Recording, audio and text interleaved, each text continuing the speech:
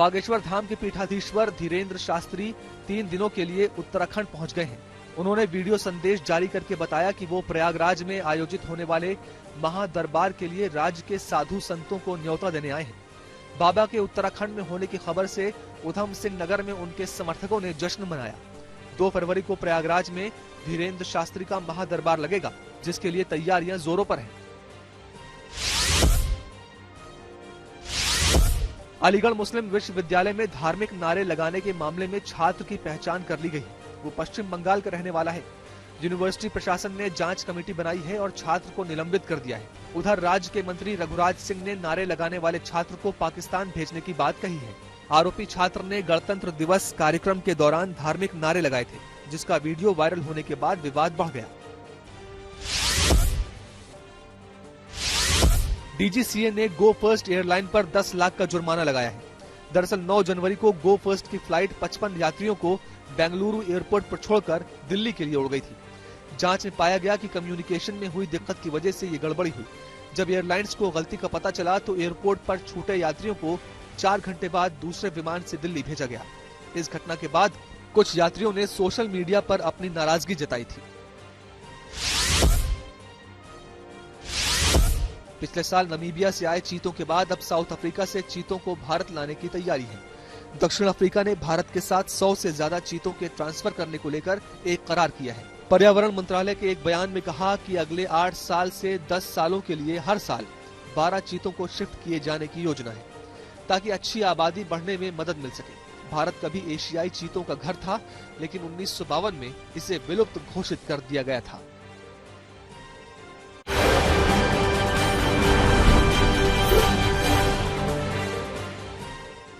प्रधानमंत्री नरेंद्र मोदी ने दिल्ली के तालकटोरा स्टेडियम में स्टूडेंट से परीक्षा पे चर्चा कार्यक्रम में बातचीत की। 2 घंटे तक चले इस कार्यक्रम में मोदी ने परीक्षा और जीवन में तनाव पर बच्चों के सवालों के जवाब दिए। छात्रों को तनाव से निपटने के गुर सिखाते हुए प्रधानमंत्री ने कहा कि सामर्थ्य पर ध्यान देना जरूरी है। कार्यक्रम में पीएम ने यह भी कहा कि समृद्ध लोकतंत्र के लिए आलोचना जरूरी है, लेकिन कौन कर रहा है ये खास है। त्रिपुरा चुनाव को लेकर दिल्ली के पार्टी मुख्यालय में बीजेपी केंद्रीय चुनाव समिति की बैठक बुलाई गई। मीटिंग में प्रधानमंत्री नरेंद्र मोदी, पार्टी अध्यक्ष जेपी नड्डा और गृह मंत्री अमित शाह समेत पार्टी के दूसरे कद्दावर नेता मौजूद रहे। साथ ही बैठक में त्रिपुरा कोर ग्रुप के नेता भी शामिल हुए। सूत्रों के मुताबिक बैठक में त्रिपुरा चुनाव के लिए उम्मीदवारों के नामों और पूर्वोत्तर के 3 राज्यों की चुनावी रणनीति पर भी माथापच्ची की उम्मीद है। त्रिपुरा में विधानसभा की 60 सीटों के लिए 16 फरवरी को वोट डाले जाएंगे।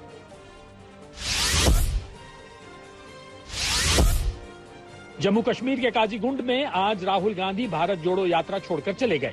उन्होंने आरोप लगाया कि सुरक्षा के इंतजाम पुख्ता नहीं थे। राहुल के आरोपों को जम्मू कश्मीर की पुलिस ने खारिज किया और कहा कि आयोजकों की ओर से सही जानकारी नहीं दी गई थी। इस बीच कांग्रेस के अध्यक्ष ने केंद्र सरकार पर निशाना साधा। राहुल और कांग्रेस के आरोपों पर बीजेपी ने पलटवार किया और कहा कि राहुल को सुरक्षा नियमों का पालन करना चाहिए।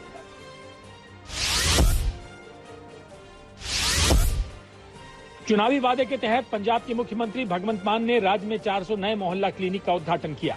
इसी के साथ पंजाब में मोहल्ला क्लिनिक की तादाद 500 हो गई है। इस मौके पर आम आदमी पार्टी के मुखिया अरविंद केजरीवाल भी मौजूद थे। उन्होंने भगवंत मान की जमकर तारीफ की। चुनाव से पहले पार्टी के मुखिया अरविंद केजरीवाल ने पंजाब के लोगों को गारंटी दी थी कि सरकार बनने पर पंजाब में मोहल्ला क्लिनिक बनाएंगे। उद्घाटन कार्यक्रम अमृतसर में आयोजित किया गया।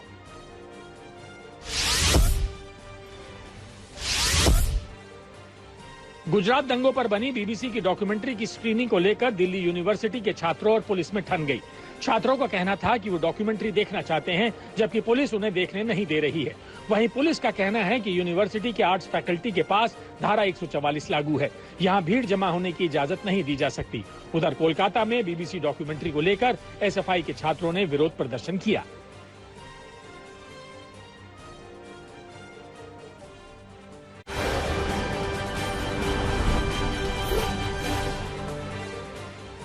उत्तर प्रदेश के देवरिया में सरकारी अस्पतालों को नई नई आधुनिक मशीनों से लैस किया जा रहा है, जिससे बेहतर सुविधा मुहैया हो सके।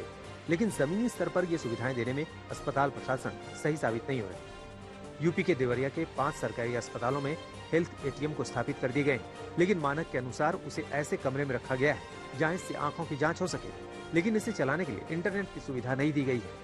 टेस्ट के लिए शुगर और हीमोग्लोबिन की किट भी पर्याप्त मात्रा में नहीं है। और तो और इसको चलाने के लिए किसी को अपॉइंट तक नहीं किया गया है। अस्पताल में ही दूसरे कामों की ड्यूटी कर रहे कर्मचारियों से ये काम जैसे तैसे कराया जा रहा है।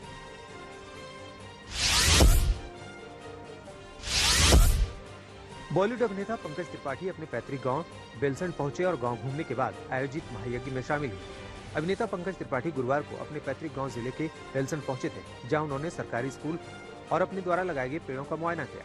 जिसके बाद पंकज त्रिपाठी अपने गांव में हो रहे रुद्र महायज्ञ में शामिल हुए और दीप प्रज्वलित कर ज्ञान मंच का विधिवत उद्घाटन किया। पंकज त्रिपाठी ने यज्ञ में आए सभी लोगों का अभिवादन किया, जिसमें यज्ञ के सफल आयोजन को लेकर अपनी शुभकामनाएं दी। यूपी के बांदा में कृषि एवं प्रौद्योगिकी विश्वविद्यालय के 8वें दीक्षांत समारोह में हिस्सा लेने राज्यपाल आनंदीबेन पटेल पहुंची। बताया जा रहा है कि उन्होंने 86 स्टूडेंट्स को उपाधियां और 16 टॉपर स्टूडेंट्स को मेडल वितरित किए। साथ ही उद्यान विभाग के कार्यक्रम और आंगनबाड़ी कार्यकर्ताओं को भी किट वितरित की। उन्होंने उद्यमी बनने के लिए मौजूद स्टूडेंट्स को ध्यान आकर्षित किया, जिसमें इंडस्ट्री से मिलकर काम करने के तरीके बताए, जिससे नौकरी के साथ छात्र खुद इंडस्ट्री बना सकते हैं।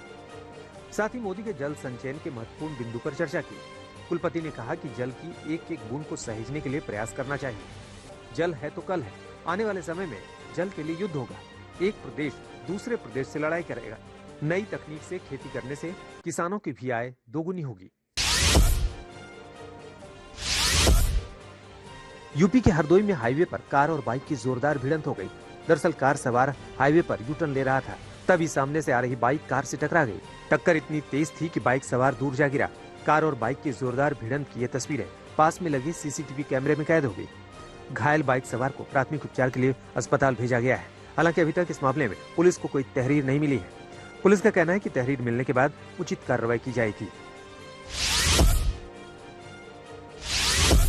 साउथ दिल्ली के हौज खास थाना इलाके में शॉप ऑनर पर हमला कर 16 लाख से ज्यादा की लूट। मामले का खुलासा करते हुए पुलिस ने 2 सगे भाइयों समेत 3 लुटेरों को गिरफ्तार करने में कामयाबी पाई है, जिनकी पहचान रवि, आकाश और गगनदीप सिंह के रूप में हुई है।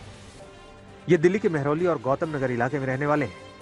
इनके कब्जे से पुलिस ने लूट की रकम से 8,30,000 रुपए भी बरामद किए हैं। डीसीपी चंदन चौधरी ने बताया कि एम्स ट्रॉमा सेंटर से गौतम नगर में रहने वाले एक शख्स की पिटाई की वजह से घायल होने की एमएलसी प्राप्त हुई थी, जिसकी सूचना पर पुलिस टीम हॉस्पिटल पहुंची, जहां 39 वर्षीय घायल शख्स ने बताया कि रात को वो अपनी दुकान में सो रहा था। देर रात 2:45 पर वॉशरूम जाने के लिए दुकान के बाहर गया। वॉशरूम से लौटने के बाद वो दुकान के अंदर आया और शटर लॉक करके सो गया। तभी अचानक 2 लड़के उनके सिर पर हथौड़े और पिस्टल की बट से हमला करने लगे और लगातार उसे मारते रहे, जिसके बाद दोनों बदमाशों ने उनसे शॉप के लॉकर की चाबी के बारे में पूछा और 16,25,000 रुपए लॉकर से लूटकर फरार हो गए। मुजफ्फरपुर में तालाब में डूबने से 3 बच्चों समेत महिला की मौत हो गई। मौत की सूचना पर स्थानीय प्रशासन एसडीआरएफ की टीम के साथ पहुंचकर शव को तालाब से बाहर निकाला, पोस्टमार्टम के लिए भेज दिया। प्रशासन ने 4 मौत की पुष्टि करते हुए आपदा प्रबंधन के तहत मिलने वाले मुआवजा देने की बात कही। एक ही परिवार के 4 लोगों की मौत से पूरे गांव में सन्नाटा पसरा हुआ है। मृतका के पति और सभी बच्चों के पिता भीम रजक मजदूरी करके अपने परिवार का भरण पोषण करते थे। अभी वर्तमान में भीम रजक का पैर टूटा हुआ था, जिससे वो घर पर ही रहते थे। जमशेदपुर में अचानक फाटक गोलचक्कर के नजदीक पुराने टायर गोदाम में आग लगने की घटना सामने आई। देखते ही देखते पूरे गोदाम में आग लग गई और आग ने अपना विकराल रूप धारण कर लिया। इस आगजनी की घटना में गोदाम में रखे लगभग 50 से 60 हजार के पुराने टायर जलकर पूरी तरह खाक हो गए। आगजनी की सूचना मिलते ही झारखंड अग्निशमन विभाग की एक गाड़ी और टाटा स्टील की एक गाड़ी ने पहुंचकर आग पर काबू पाया। जानकारी देते हुए गोदाम मालिक मोहम्मद जावेद ने बताया कि सुबह से आग उतनी नहीं दिखी। किसी असामाजिक तत्वों द्वारा आगजनी की घटना को अंजाम दिया गया है। उन्होंने बताया लगभग 50 से 60 हजार का नुकसान हुआ है। हालांकि वक्त रहते स्थानीय लोगों की मदद से और अग्निशमन विभाग के द्वारा आग पर काबू पा लिया गया, जिससे एक बड़ा हादसा होते होते टल गया।